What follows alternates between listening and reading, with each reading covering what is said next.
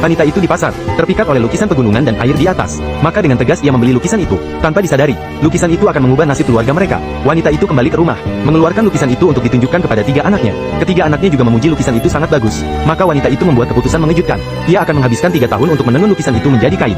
Tidak disangka, setelah mendengar, langsung berubah wajahnya. Aku rasa lebih baik tidak. 3 tahun ini kita hidup dari mana?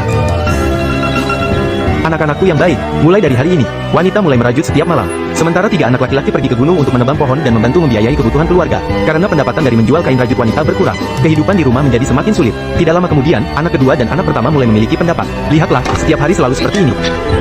Kapan kita bisa makan kenyang? Jika terus begini, bagaimana kita akan melanjutkan hidup seperti ini? Ibu, aku rasa lebih baik tidak melanjutkan merajut kain rajut itu. Setelah mendengarkan 2 anak laki-laki, wanita itu diam-diam meletakkan sendok garpu. Saat itu, anak ketiga kembali berdiri. Kakak, adik, biarkan ibu menyelesaikan kain rajut yang indah itu. Apakah kalian takut lelah?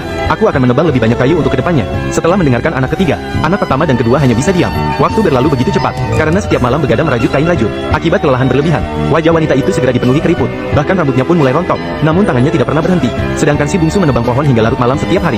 3 tahun berlalu begitu cepat. Hari ini, wanita itu akhirnya menyelesaikan pembuatan kain sutra. Si bungsu dengan gembira memanggil kedua kakaknya. Kakak pertama dan kedua, cepatlah datang melihat. Sungguh bagus, sudah jadi. Sudah jadi, kedua anak laki-laki juga datang ke sisi ibu mereka. Mereka langsung memuji keindahan kain yang dihasilkan ibu mereka. Kali ini pasti bisa dijual dengan harga tinggi.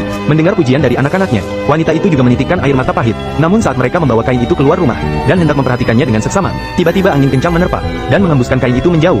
Melihat usahanya diterbangkan angin, wanita itu gelisah dan terjatuh. Saat dia bangun kembali, anak-anaknya memberitahunya, kain itu telah diterbangkan angin ke gunung. Maka dia meminta kakak pertama dan kedua untuk pergi mencarinya. Namun meskipun mereka mencari di seluruh gunung, mereka tidak menemukannya. Kemudian mereka mulai saling menyalahkan. Ayo, yang kamu katakan terdengar mudah. Tidak jauh dari sini.